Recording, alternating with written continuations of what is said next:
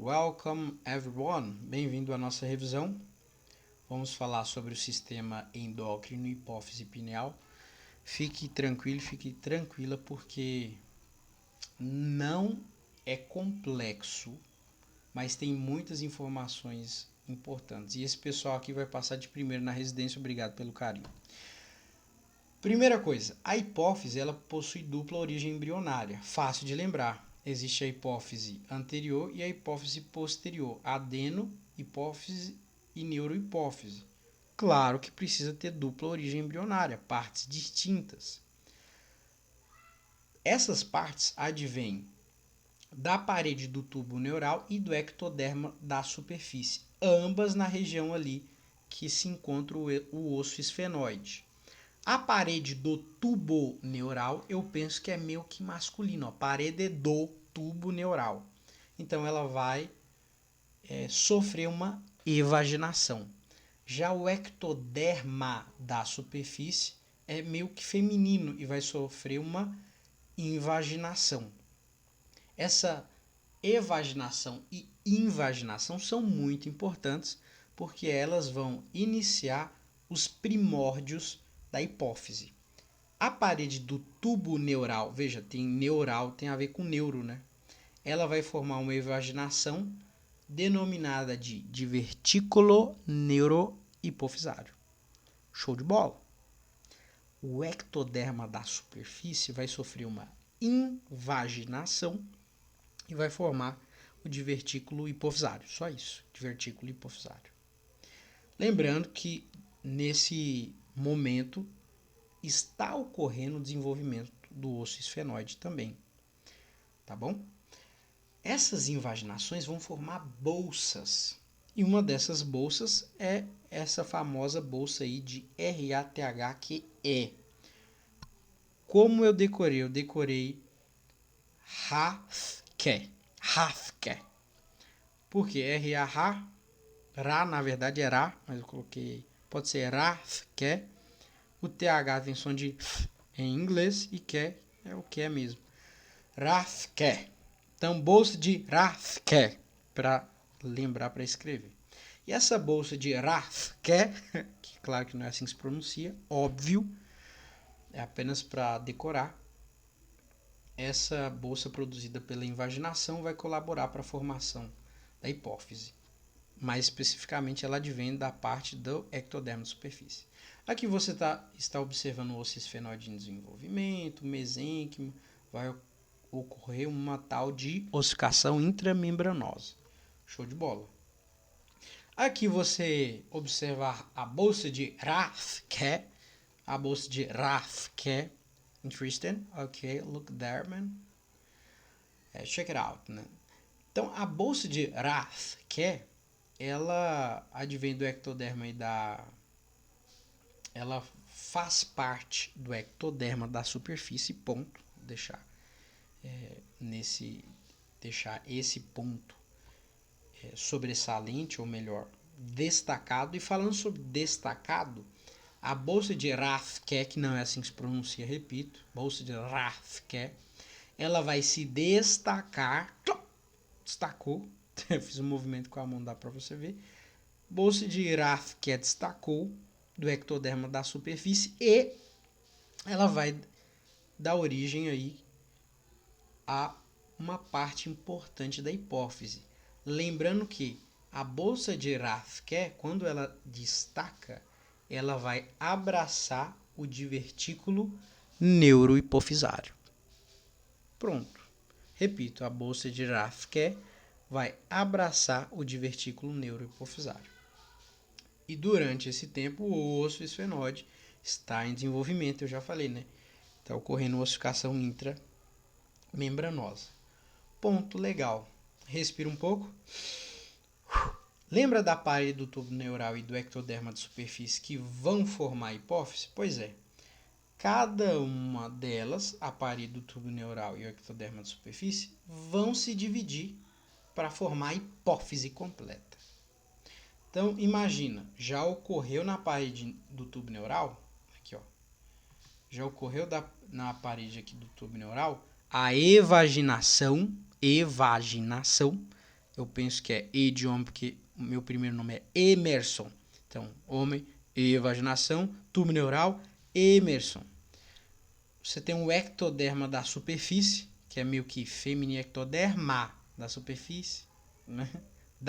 Ectoderma, Então é invaginação, que vai dar origem ao divertículo hipofisário e à parede do tubo neural, a invaginação ao divertículo neurohipofisário.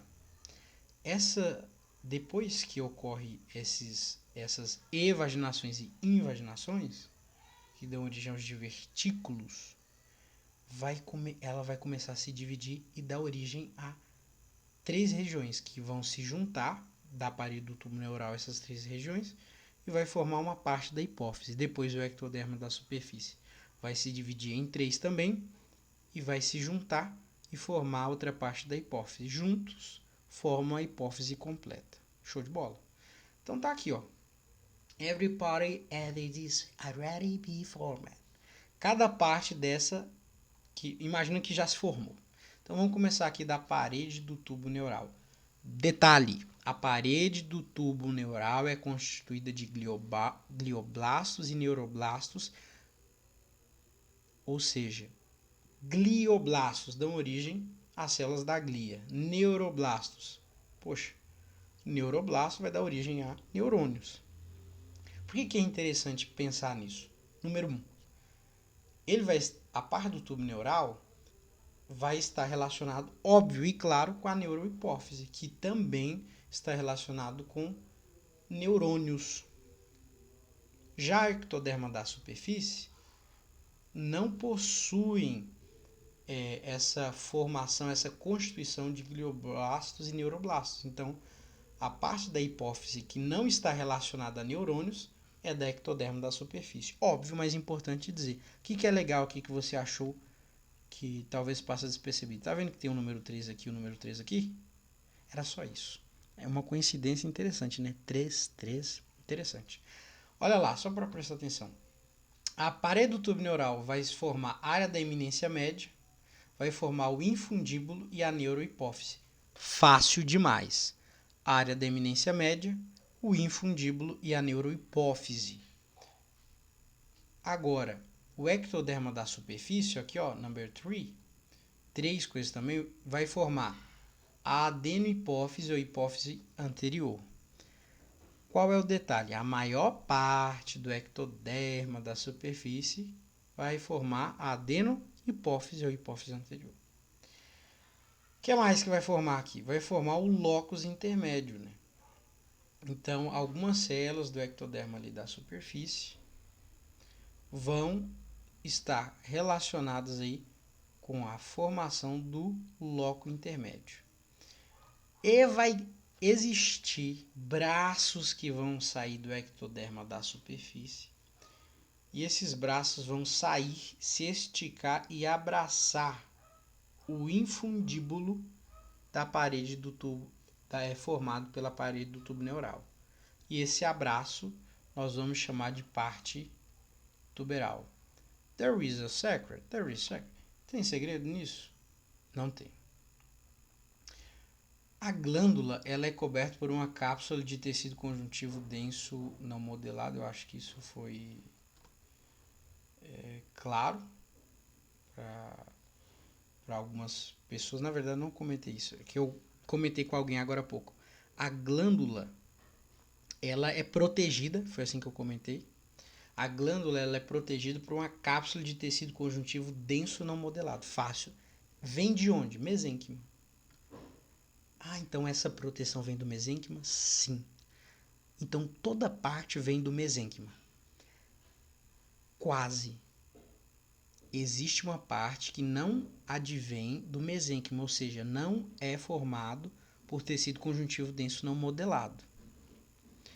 E essa parte ela é formada pela continuação da dura mater, que vai se estender e colar no periósteo do osso esfenoide. E o nome dessa região é chamado diafragma da célula. É claro que é interessante dar uma olhada na imagem, né? Vou mostrar a imagem e passo tudo. Então, o mesênquima dessa região vai dar origem à cápsula protetora da glândula constituída de tecido conjuntivo denso não modelado, e a parte que não é formada por esse mesênquima advém da continuação da dura mater que cola no periósteo do osso esfenoide. Show de bola. Durante a ossificação intramembranosa, lá do mesênquima, na região do osso esfenoide, você vai ver ali a hipófise se encaixando perfeitamente no osso esfenoide. De fato, é sempre de se surpreender. Sempre de se surpreender. Então agora você está olhando aqui a imagem da hipófise, certo? E algumas coisas nós já comentamos. Por exemplo, a eminência média que vem da parede do tubo neural, o infundíbulo que vem da parede do tubo neural, a parte nervosa, a neurohipófise que vem da parede do tubo neural. E você tem também aqui, ó, o diafragma da célula, que está relacionado tanto com a dura mater quanto com o periósteo. Melhor dizendo, prolongamento da dura mater que cola no periósteo do osso esfenoide. Quando nós falamos da parte anterior, que advém do ectoderma da superfície, nós temos a parte tuberal, que é aquele braço que abraça o infundíbulo. Nós temos aqui a adenohipófise, certo? E nós vamos ter aqui também, ó, o loco intermédio, a parte intermédia, que advém de algumas células. Eu não estou lembrando se é das cristas neurais, vou deixar aí embaixo nos comentários. E você tem aqui, advindo do mesênquima, uma cápsula de tecido conjuntivo denso não modelado, que protege essa glândula, que possui uma classificação muito especial, chamada de glândula cordonal. Essa é a classificação da hipófise. Cordonal, o que significa cordonal? Enfileirados, células enfileiradas. Então, significa dizer que no contexto da histologia, a hipófise é classificada como uma glândula cordonal porque existe células enfileiradas. Ponto final. O que mais existe que é característico da hipófise? Uns tais de capilares fenestrados com diafragma. Por que eles são importantes? Óbvio, capilares fenestrados com diafragma vão receber os hormônios produzidos na hipófise e facilitar a saída deles da hipófise e a entrada deles na circulação, ou seja, atuação em todo o corpo humano. Uau! Reexplico, acrescentando uma coisa nova. Parte anterior, adenohipófise. Parte posterior, neurohipófise ou hipófise posterior. Parte anterior, adenohipófise ou hipófise anterior, e a neurohipófise ou hipófise posterior.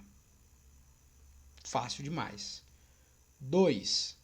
Na neurohipófise, você vai ter um armazenamento de hormônios. Quais hormônios? Ocitocina e ADH. Ponto final. Ocitocina e ADH. Na hipófise anterior ou na adenohipófise, você vai ter células muito importantes que vão estar relacionadas com os hormônios. Mas qual é o detalhe? O detalhe é que nós estamos olhando apenas para essa região aqui abaixo. Quando nós olhamos um pouquinho para cima, nós vamos perceber que aqui em cima há o hipotálamo, que controla a hipófise. O hipotálamo, ele vai enviar sinais elétricos para uma região, que é a região da neurohipófise ou hipófise posterior. Esses núcleos que estão no hipotálamo, como o núcleo supraóptico ou núcleo paraventricular, que são núcleos, corpos de neurônios, eles vão enviar sinais elétricos que vão vir para a neurohipófise. Eles vão enviar informações que vão fazer com que ocorra esse processo de liberação da ocitocina e do ADH. Já na adenohipófise, você não observa nenhum tipo de axônio, prolongamento de neurônios que advém lá do hipotálamo para enviar sinais elétricos. Então a única parte que possui a atuação aí de sinais elétricos do sistema nervoso é a neurohipófise. Simples demais. Bora pensar só um pouco agora na adenohipófise? Pois é, a adenohipófise também é controlada pelo hipotálamo. E nós sabemos que a adenohipófise advém do ectoderma de superfície. Esse ectoderma de superfície, eu sei que tem informação, mas não é difícil, prestar atenção. Esse ectoderma de superfície vai corroborar para a formação de algumas células que estão relacionadas com a liberação de alguns hormônios. Olha só, as células são classificadas, nesse caso aqui na adenohipófise, com relação ao tipo de corante que elas vão reagir. Imagina, a célula está ali, como é que eu vou conseguir identificar ela se não por meio de um corante para enxergá-la no microscópio? Então isso que deu o nome para elas. Por exemplo, células cromófobas são as células que não gostam de nenhum tipo de corante. Células cromófilas basófilas, então são as células que gostam de um corante, mas gostam de um corante básico. Então são aquelas células ali que tem um citoplasma que vai ficar menos avermelhado, vai ficar mais arroxeado por causa do corante básico.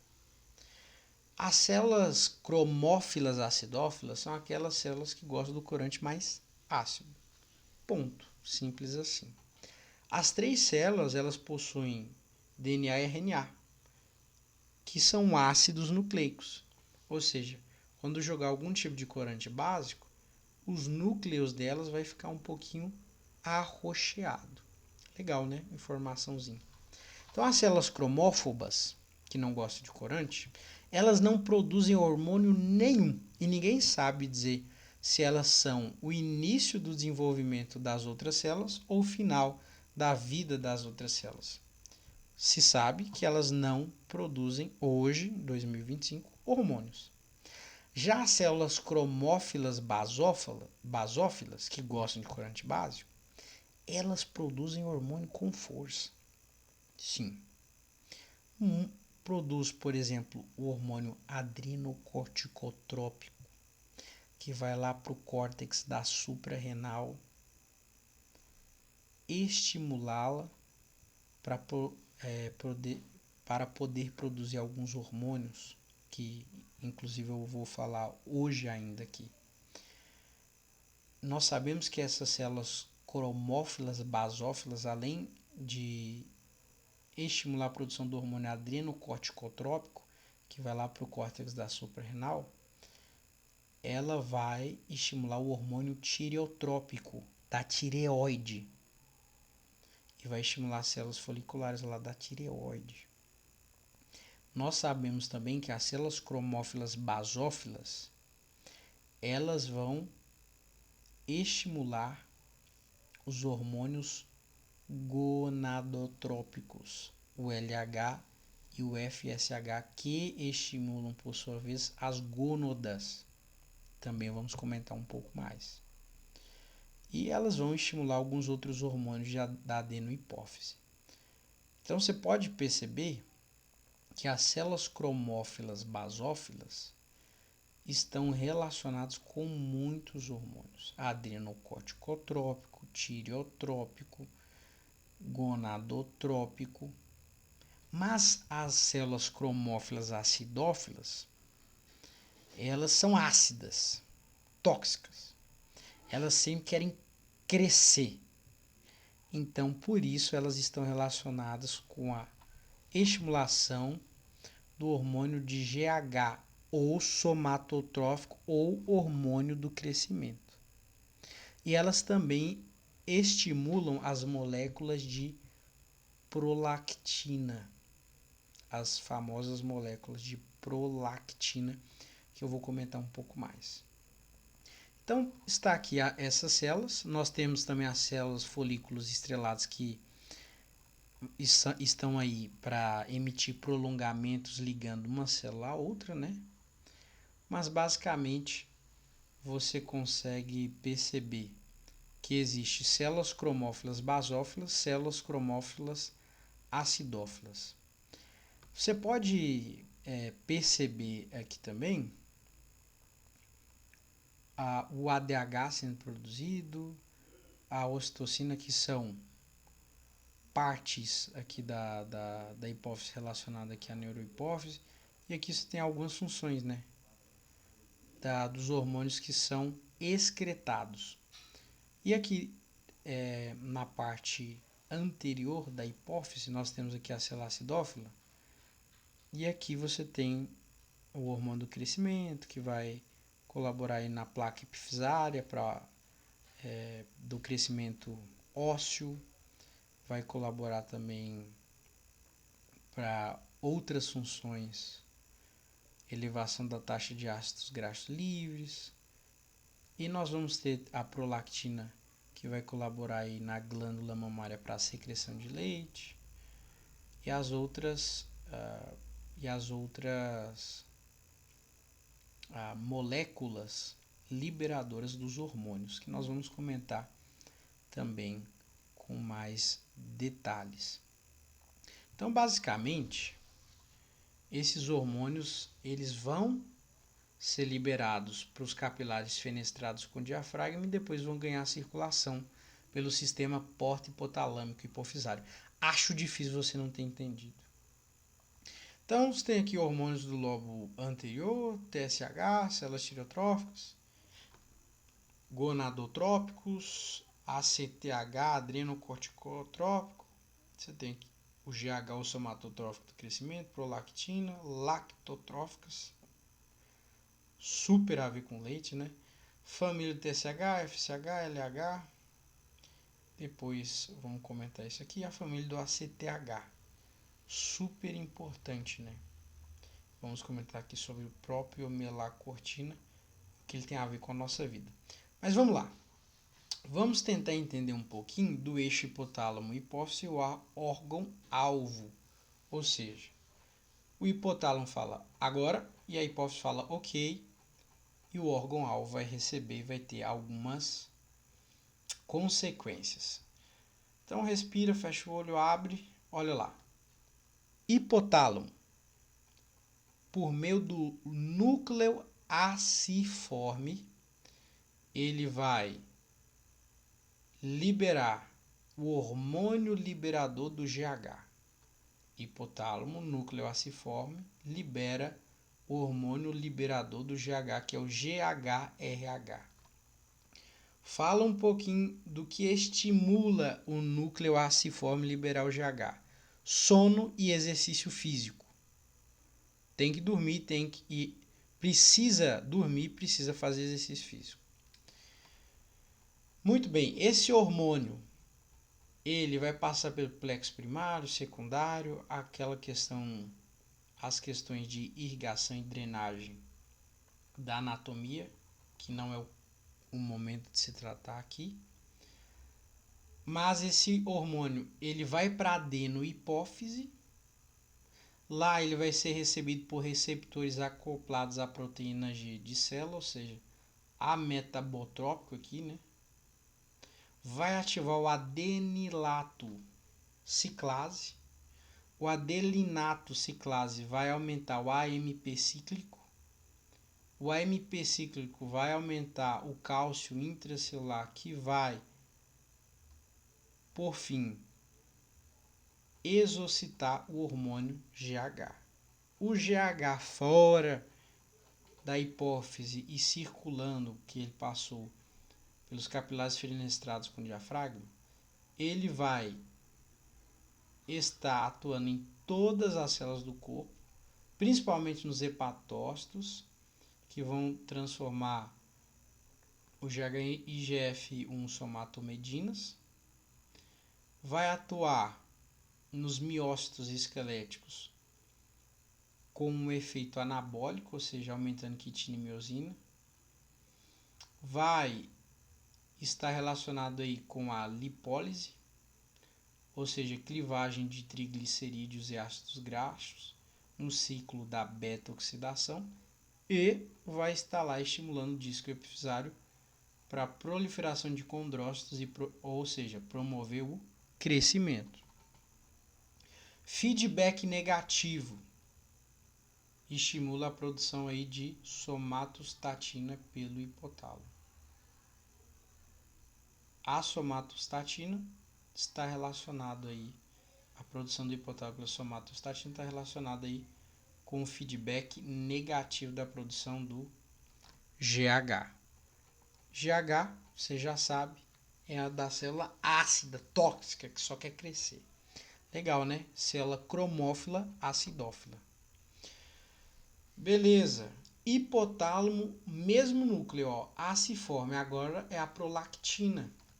Célula cromófila acidófila. Lembra que a célula cromófila acidófila está relacionada com o GH e a prolactina? Pois é.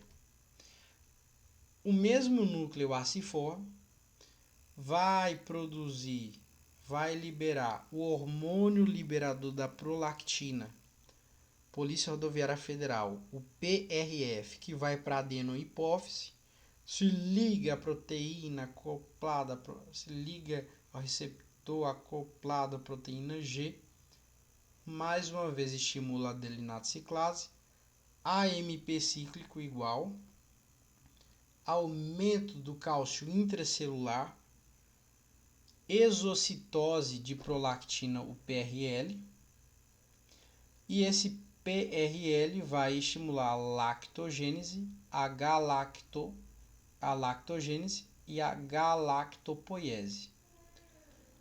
Lactogênese vai aumentar os ductos intraterminais lá na glândula mamária, vai aumentar as células alveolares para a produção do leite e vai diminuir o estroma ali dessa região da mulher. Essa prolactina, ela também vai promover a galactopoiese, ou seja, aumento do maquinário celular, ou seja, aumento de Golgi, de mitocôndria e outras coisas. A prolactina, ela vai promover a proliferação e diferenciação de células das glândulas mamárias produtoras de leite. Ponto. É isso, né? E estimula o sistema imunológico aí com a proliferação de linfócitos. Super interessante. Feedback negativo. Estimula a produção de dopamina pelo hipotálamo. Esse vai ser o feedback negativo contra a PRL. Lembrando que a PRF que vai ser o hormônio liberador da PRL. Claro que o bebê sugando ali o mamilo também da mãe vai estimular essa via. Vamos falar agora de uma célula cromófila basófila. Se você lembra, a basófila, né, ela tem muitos hormônios aqui. Então a célula cromófila basófila, vamos começar aqui lembrando que não é núcleo aciforme, agora é paraventricular. A basófila, ela vai começar a liberar o hormônio liberador de tireotropina, TRH. O TRH vai passar pelo mesmo caminho, vai chegar na adenohipófise, vai chegar no receptor acoplado à proteína G e vai liberar a porção alfa. Então eu vou repetir 2 vezes. Liberou a porção alfa, vai para a fosfolipase C. A fosfolipase C cliva, né, os fosfolípidos de membrana e é clivado e libera DAG e IP3 trifosfato de inositol. O IP3 é a via de segundo mensageiro, que vai para o retículo endoplasmático liso, libera cálcio intracelular e resulta na exocitose do TSH, tireotropina. A tireotropina vai lá na tireoide, induz a produção de tireoglobulina, TSH livre e liberação de T3 e T4. Feedback negativo, aumento da concentração em excesso de T3 e T4 no sangue. Vou repetir com uma canção. Hipotálamo, núcleo paraventricular, libera o hormônio liberador do TRH. Chega na adenohipófise sim, recebe o receptor com proteína G. A porção alfa se libera fosfolipase C. Fosfolipase C cliva fosfolipide de membrana. O IP3 e nos fosfatos sai, que alegria. No réu o IP3 sai, libera o cálcio, meu irmão, e a exocitose só gera TSH. Que canção, pão, pão. Pronto, é isso. TSH vai para a tireoide, produção de tireoglobulina, liberação de T3 e T4. Feedback negativo, aumento da concentração de T3 e T4 no sangue. Núcleo arqueado e paraventricular. Lembrando que aqui é a paraventricular. Vamos falar de mais células basófilas, tá vendo? São mais duas. O núcleo arqueado e paraventricular, no hipotálamo, né, vão produzir o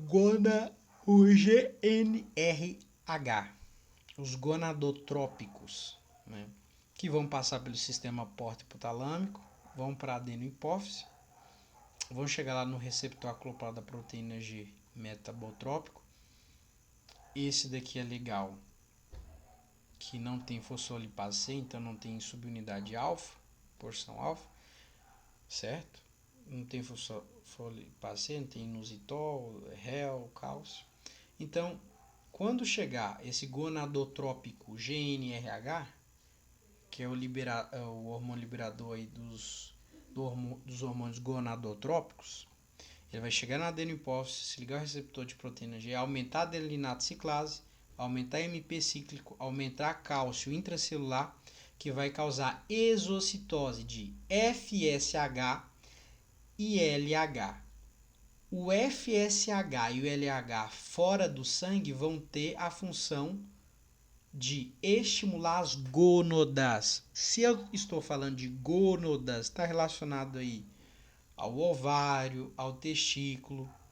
Então, o FSH, que é hormônio do folículo estimulante, ele vai ter uma ação nas mulheres específicas e uma ação nos homens de maneira específica. Nas mulheres, o FSH ele vai estimular as células foliculares a iniciar a ovogênese. Ponto. O FSH vai colaborar na ovogênese, vai atuar nas células foliculares na produção de estrógeno. Nas mulheres, o FSH está relacionado com ovogênese, células foliculares e estrógeno. Ponto. O LH nas mulheres, estou começando com as mulheres, hein? Vai corroborar para ovulação, certo? Vai corroborar para ovulação. Vai estimular a teca interna, o LH. Na teca interna vai ser produzido andrógenos, hormônios masculinizantes, que serão aromatizados, ou seja, convertidos em hormônios femininos. Então, o FSH na mulher está relacionado à ovogênese, células foliculares e estrógeno.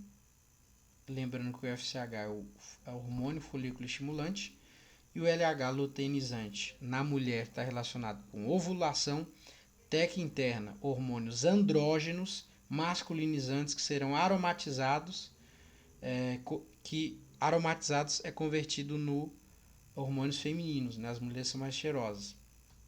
Agora, no homem, hormônio folículo estimulante, o FSH no homem e o LH No homem, o que vai ocorrer? Lembrando que aqui é uma célula cromófila basófila, não sei se eu falei isso. Falei sim, falei. Então, o FSH, o folículo estimulante no homem, ele vai ali na gônada do homem, no testículo, e vai estimular a espermatogênese pelas células de Sertoli. Ou Sertoli, tá. Aqui, ó. Sertoli. Esse daqui eu preciso anotar. Então, nas células de Sertoli vai ocorrer a espermatogênese induzido pelo hormônio folículo estimulante.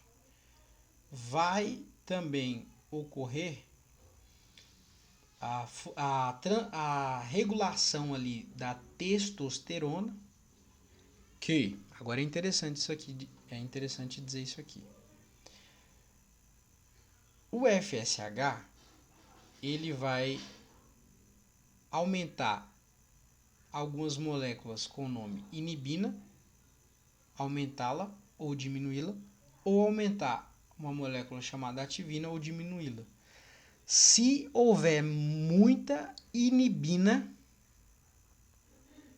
significa dizer que vai ser atenuada a produção de testosterona. Ou seja, significa que tem muita testosterona circulando no corpo desse indivíduo. Agora, a ativina, ela vai ser liberada para que ocorra a produção de testosterona, o que significa dizer que há uma baixa testosterona no corpo desse indivíduo. Ponto. Células de Sertoli, ovogênese, inibina ativina. Ponto. E vai regular aí a produção de testosterona, produzir estrógenos também. Hormônio folículo estimulante. O luteinizante, ele está relacionado, agora eu vou falar da mulher mais uma vez e do homem, a produção de testosterona. Só que tem um detalhe. O hormônio luteinizante, na mulher, ele transforma testosterona em progesterona. E no homem, nas células de Leydig,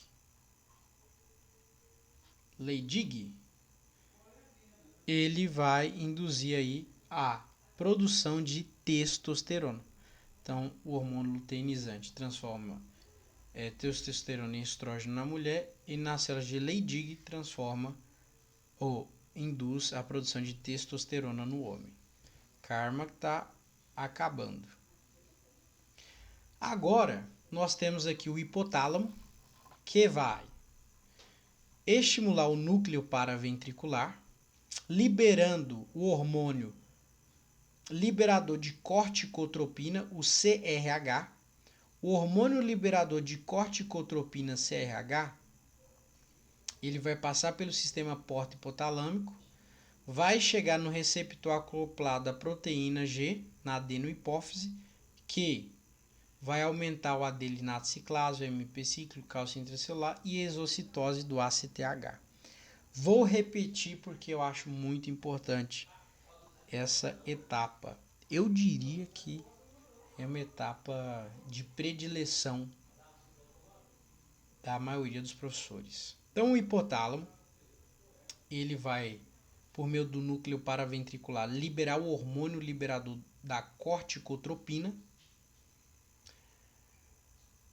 Liberou o hormônio liberador de corticotropina, ele vai para a adenohipófise pelo sistema porta-hipotalâmico, vai atuar no receptor acoplado à proteína G, vai induzir o adelinato ciclase, que vai aumentar o AMP cíclico, que vai aumentar o cálcio intracelular, que vai causar a exocitose do ACTH. Ponto final. Existe um detalhe agora, né? Um detalhe assim bem importante, que antes de eu comentar, eu vou lembrá-los que o ACTH, quando ele chegar no corpo, ele vai, por exemplo, no córtex das suprarrenais, e vai colaborar para a produção aí de hormônios esteroidais, ou seja, hormônios à base de colesterol, aldosterona, cortisol e andrógenos, que são andrógenos produzidos inclusive pela teca interna pelo hormônio luteinizante, que serão aromatizados e transformados em hormônios femininos. Legal, né? E esse ACTH, atuando lá no córtex da suprarrenal, significa dizer que ele vai produzir aldosterona quando, chegando lá no córtex da suprarrenal, ele vai chegar na zona glomerulosa e vai estimular os mineralocorticoides,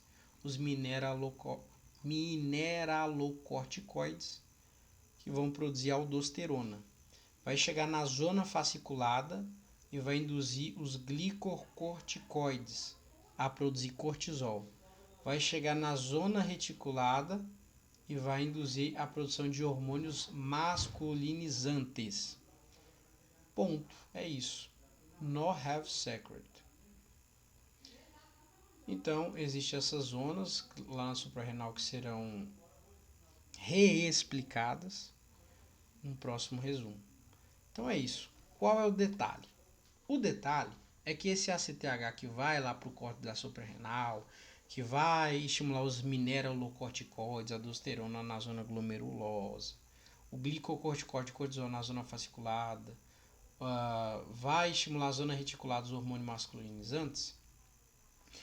Esse mesmo ACTH, ele precisa de uma família. E esse é o ponto que eu queria te dizer. O FSH, o hormônio folículo estimulante, o LH, eles são de uma família igual porque eles possuem duas cadeias polipeptídeas e a cadeia alfa é igual em ambos, mesma família. O beta-HCG, por exemplo, possui também duas cadeias polipeptídicas, é da mesma família, mas a cadeia beta é muito diferente das outras. Mas e a família do ACTH? Por que é importante falar do ACTH? Por que ele precisa de uma família? É simples. O ACTH, ele libera o ACTH, ou melhor, todo hormônio, vamos dizer que essa aqui seja a fórmula matemática dos hormônios.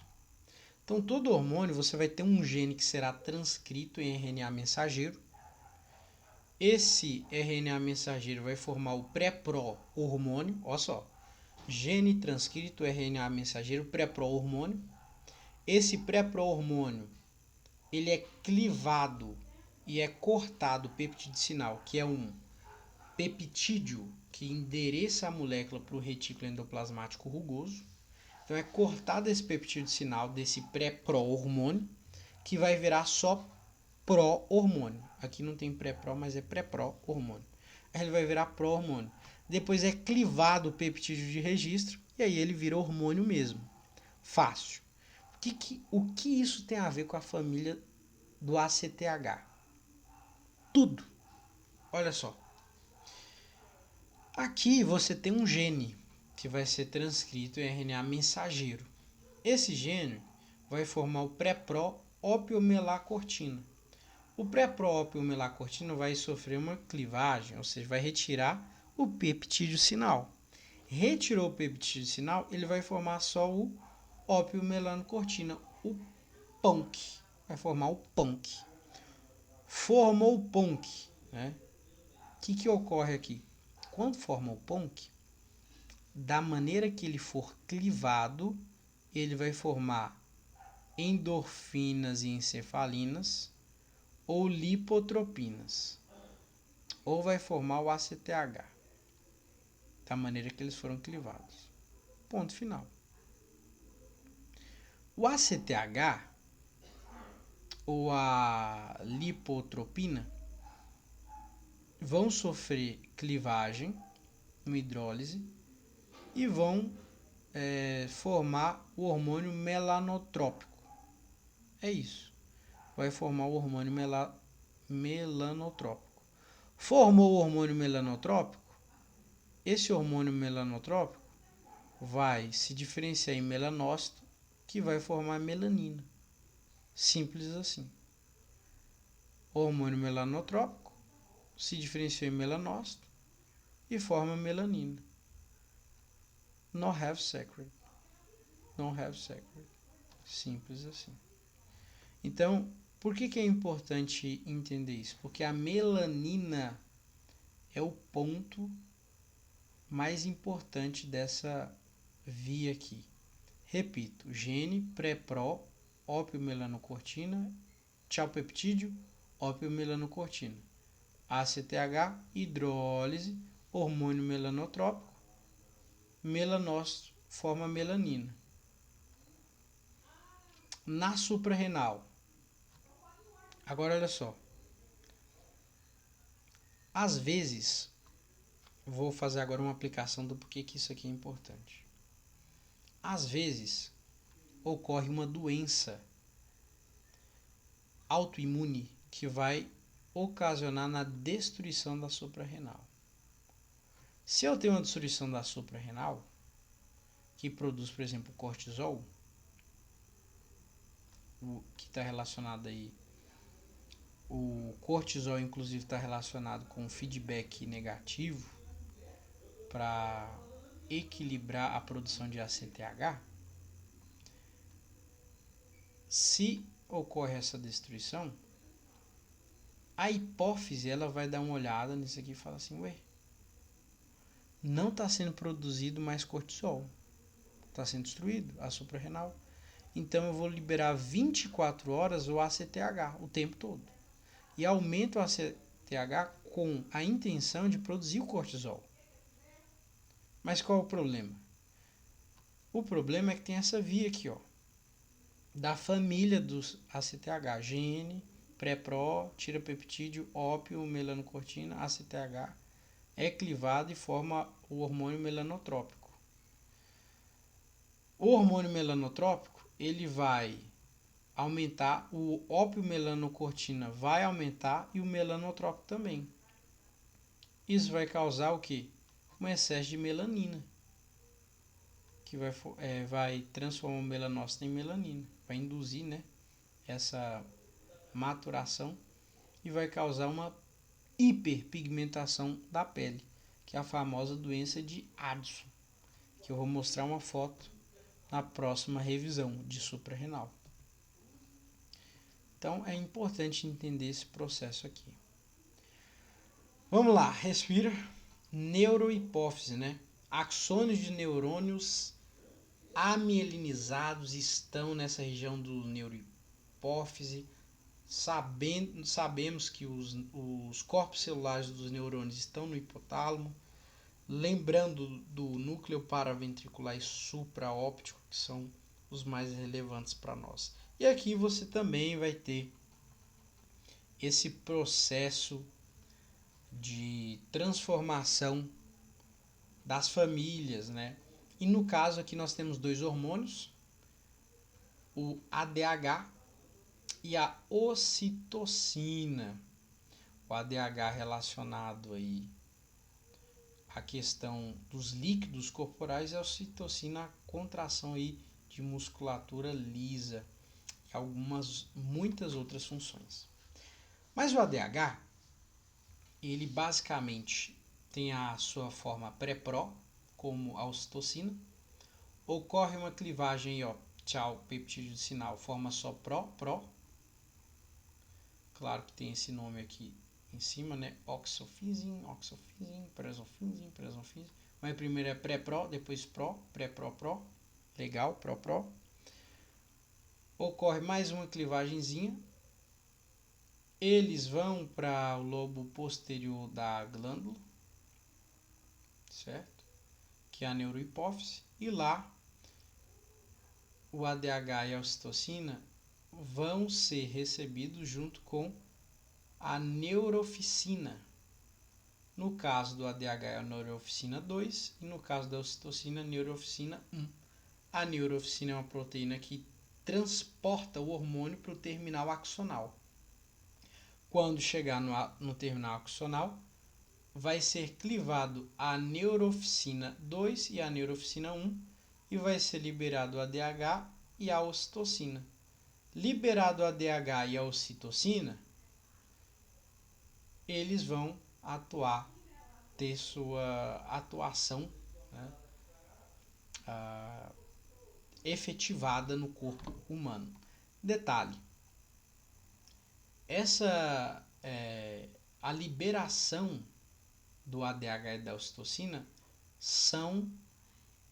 é realizada por meio da chegada até o terminal axonal em formato de grânulos, chamados de grânulos de Hering ou Hering, não sei, Hering, acho que é grânulos de Hering, não sei.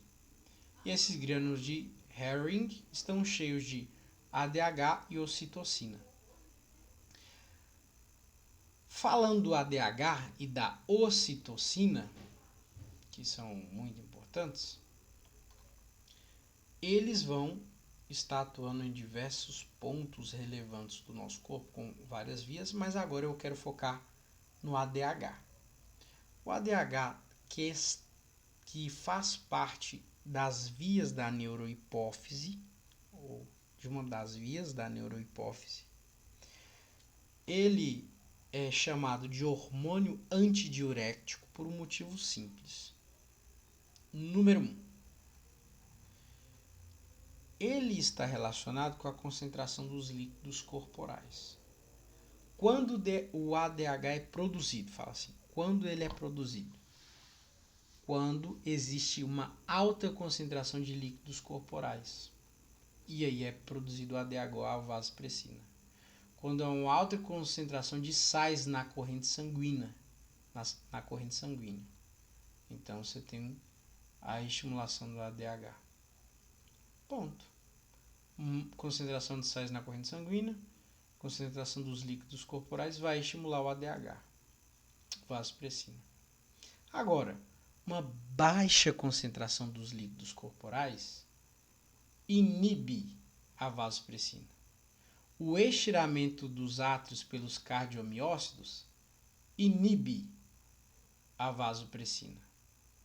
Então, basicamente, simplesmente, o que está ocorrendo aqui? O ADH, a vasopressina, ele é estimulado quando existe uma grande concentração de sais na corrente sanguínea, grande concentração dos líquidos corporais, que vai estimular. Diametralmente oposto a ele, o estiramento dos átrios, nos átrios dos cardiomiócitos, fazem com que o ADH não seja produzido. Por quê? Porque esse estiramento dos cardiomiócitos nos átrios libera o fator natriurético e inibe o ADH. Também diminui a concentração dos líquidos corporais. E o ADH, o que acontece? Que é o hormônio antidiurético. Ele, quando é estimulado, já falei da estimulação e inibição, ele vai se ligar a alguns receptores. 3. V1, V2, V3. Esse número aqui tem muito aqui, não sei se já percebeu. Sempre tem 3, 3, 3, 3, 3.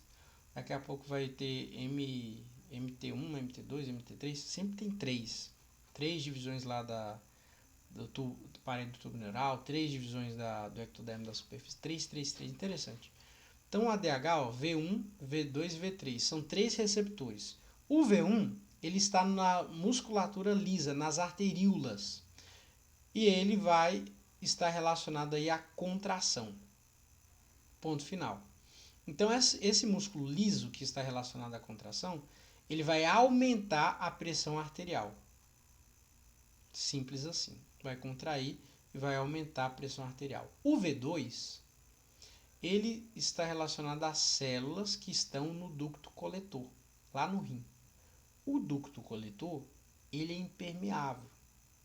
Mas, quando o ADH se liga no receptor V2 das células principais no ducto coletor, abre canais de aquaporina 2 e aquaporina 3 e 4. O que isso significa dizer?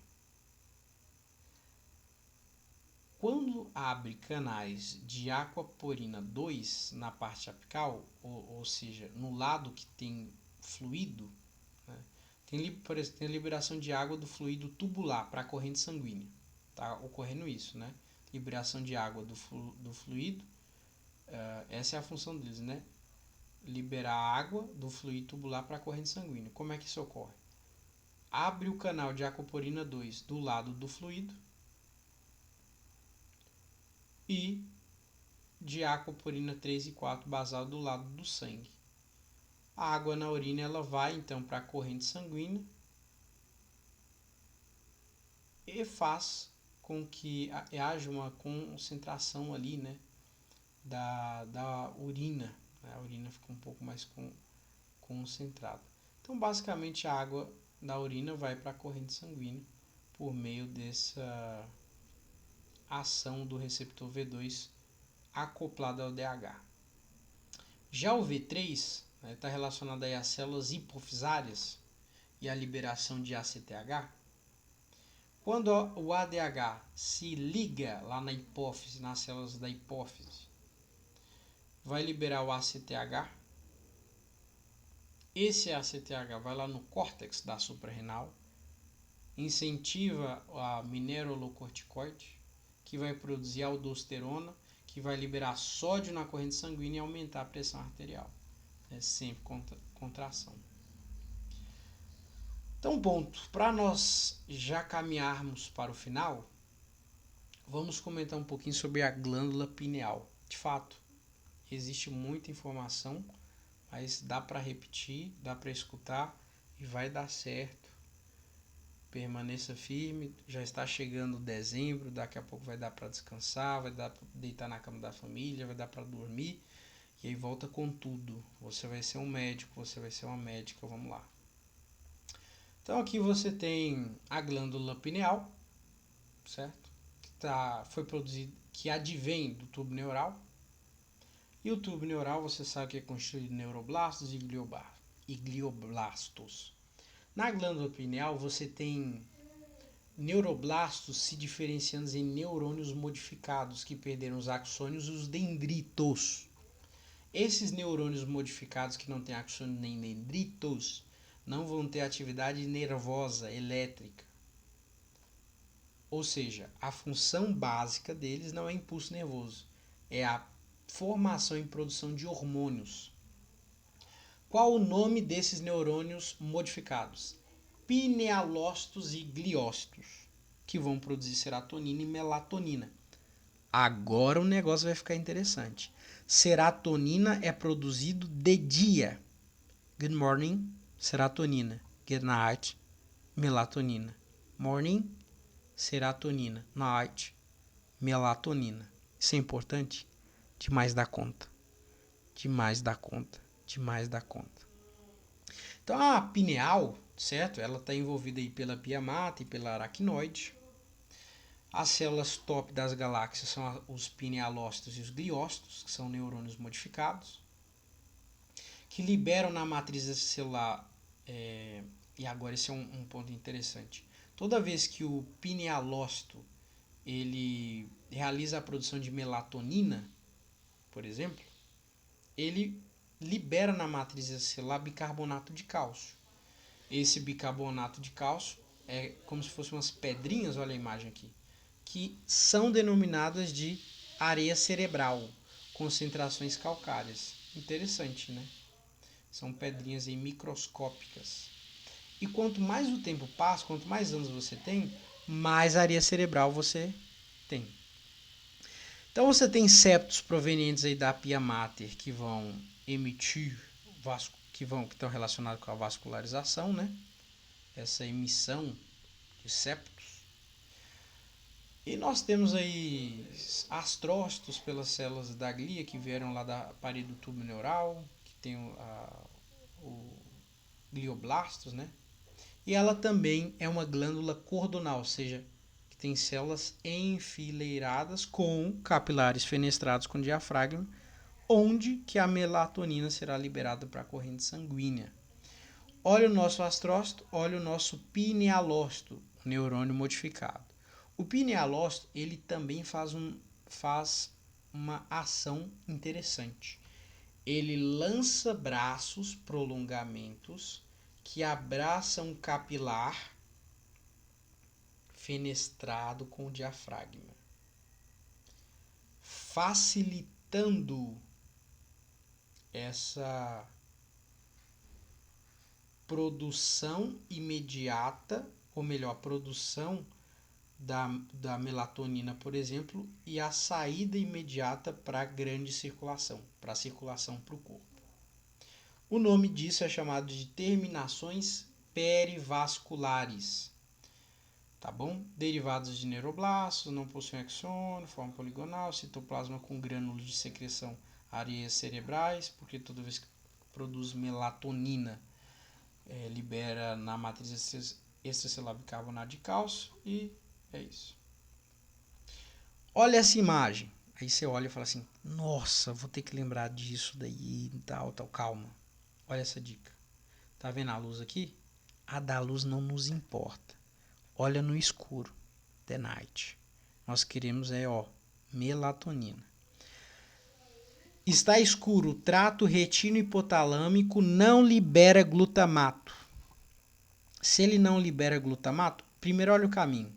Olho, luz, núcleo supraquiasmático, núcleo paraventricular, neurônio pré-ganglionar do simpático, neurônio pós-ganglionar, então neurônio pré-ganglionar, neurônio pós-ganglionar, neurônio pré-ganglionar, neurônio pós e glândula pineal. Esse é o caminho. Repito, luz, olho, supraquiasmático, paraventricular, neurônio pré-ganglionar, neurônio pós-ganglionar, glândula pineal. Escuro, trato retino e hipotalâmico, que é essa linhazinha aqui, não libera glutamato, que é estimulador, que é excitatório. Então, o núcleo supraquiasmático não libera GABA. O núcleo paraventricular, como não recebe GABA, ele não fica inibido e libera glutamato. Esse glutamato estimula o neurônio pré-ganglionar do simpático, que libera acetilcolina. Quando chega essa acetilcolina no neurônio pós-ganglionar, ele envia noradrenalina, que estimula a glândula pineal a produzir melatonina. Esse é o caminho. Aqui você tem a produção da melatonina. Serotonina é produzida de dia, mas tem um jeitinho de transformar a serotonina em melatonina. Então, o que é interessante aqui? Número 1. Essa melatonina que foi produzida, ela vai se ligar a 3 receptores. Calma, presta atenção. MT1, MT2 e MT3. Mais uma vez 3. O número 3. Todo canto agora parece ter um número 3. 3. Ah, quero chutar na prova. 3 receptor. Ah, não sei o que. 3, não sei o que. A melatonina possui receptores metabotrópicos na membrana MT1, MT2 e MT3. Ela é intracelular, né? E atua como anti-envelhecimento. Show de bola. Afinidade com água, né? Lipídios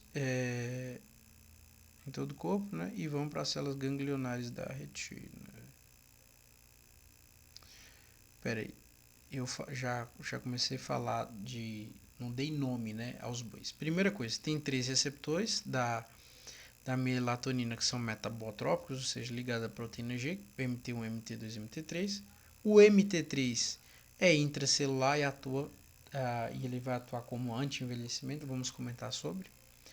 A melatonina ela possui características anfifílicas, ou seja, tem afinidade com água, tem afinidade com lipídio, por isso que ela passa a barreira hematoencefálica. Ela passa no corpo todinho, sem dificuldade. Esse é o poder, né, da melatonina, certo? Então ela se dá bem com todo mundo, ela é anfifílica. Os receptores MT1, MT2 e MT3 são receptores nucleares, né, núcleo, etc. A melatonina, ela vai para as células ganglionares da retina, vai para o núcleo supraquiasmático, vai para o núcleo do hipotálamo arqueado e vai ter ali ações muito interessantes relacionadas a cada região que ela irá se encontrar. Lembrando que o MT3, mais uma vez repito, é um receptor também metabotrópico, mas intracelular e está relacionado aí com anti-envelhecimento. Então a melatonina, ela vai, por exemplo, para as células ganglionares, né, da retina e vai induzir o sono. A melatonina vai para o núcleo supraquiasmático. Ah, não, é aqui. Que estava inibido, né? Inibido e inibe, né? E ativa o VLPO, que vai induzir o sono REM. A melatonina vai para o hipotálamo no núcleo arqueado e ela vai inibir a produção de gonadotrofina. Ou seja, se não vai produzir gonadotrofina, não vai ocorrer amadurecimento sexual. Então, crianças têm muita melatonina que inibe o núcleo arqueado no hipotálamo para não produzir gonadotrofina, fazendo com que essa criança não tenha um desenvolvimento sexual precoce. Por isso que criança dorme mais. Os receptores MT1 e MT2 estão acoplados à proteína G, certo?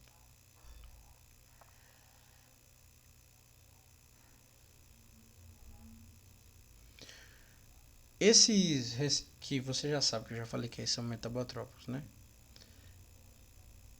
Na verdade, aqui vai repetir o que eu disse, né? Mas vou repetir. Receptores MT3 têm ação enzimática, que vai colaborar aí com a anti-envelhecimento. Ele vai inibir células ganglionares da retina para a pessoa dormir, inibe o núcleo supraquiasmático, deixa que ele fica inibindo o núcleo VLPO, que é o núcleo pré-óptico ventrolateral do hipotálamo, e induz a pessoa a entrar no sono NREM. Inibe o núcleo NREM, tá? Eu coloquei NREM lá, só REM, NREM. Inibe o núcleo arqueado de liberar GNRH, ou seja, inibe o amadurecimento sexual precoce. Então, infância é infância mesmo, né? E a própria natureza biológica mostra que a idade da infância não se deve ter não se deve ter contato com coisas de natureza sexual. Né? Então você vê a ciência, ou melhor, a fisiologia normal, né? É fisiológico a infância não ter atividade sexual.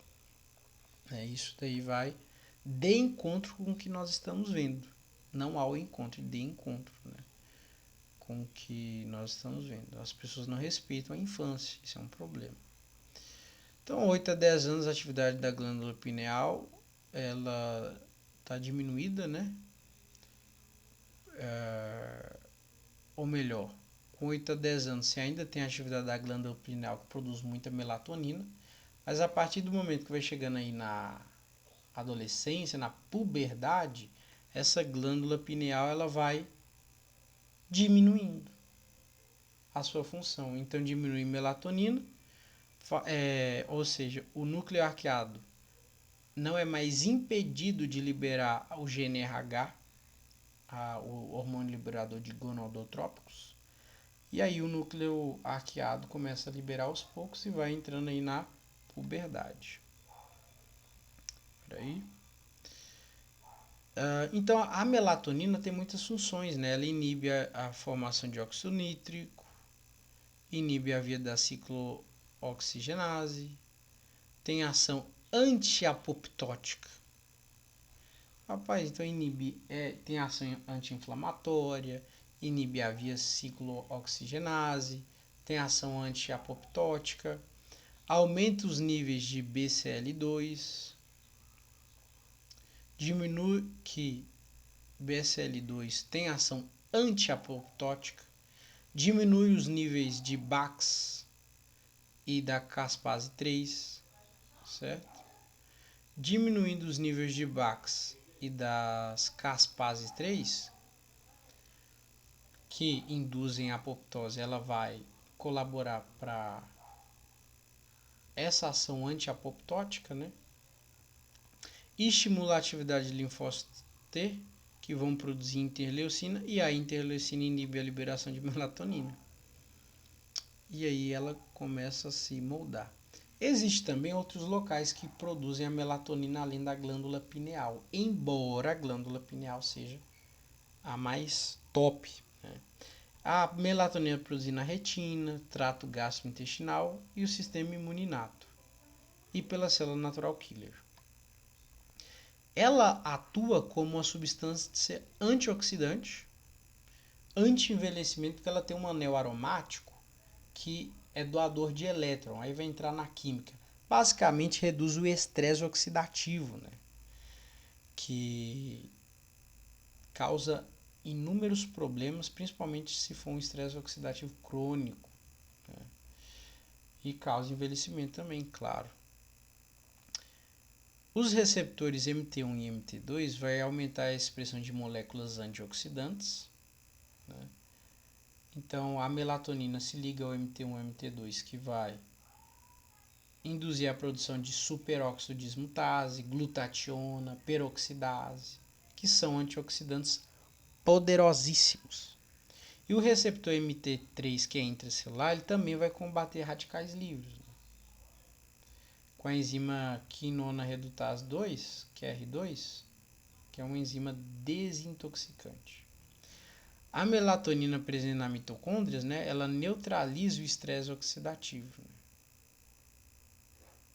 Então, ela vai atuar também nas mitocôndrias. A mitocôndria está super relacionada com combater o estresse oxidativo. E você tem também a ação analgésica, né? A ação anestésica da, da, da melatonina. Você lembra lá da família do ACTH? Pois é, a melatonina ela estimula a liberação de moléculas como endorfinas e encefalinas lá do ACTH. E essa liberação de endorfinas pela hipófise está relacionado com a modulação do sistema GABAérgico e a modulação da atividade do receptor NMDA, que está relacionado à dor, né? Liberação de glutamato. Então ela tem uma ação, a melatonina tem uma ação analgésica, está relacionado com a modulação do sistema GABAérgico e modulação da atividade do receptor NMDA, fazendo com que ocorra uma modulação da sensação de dor.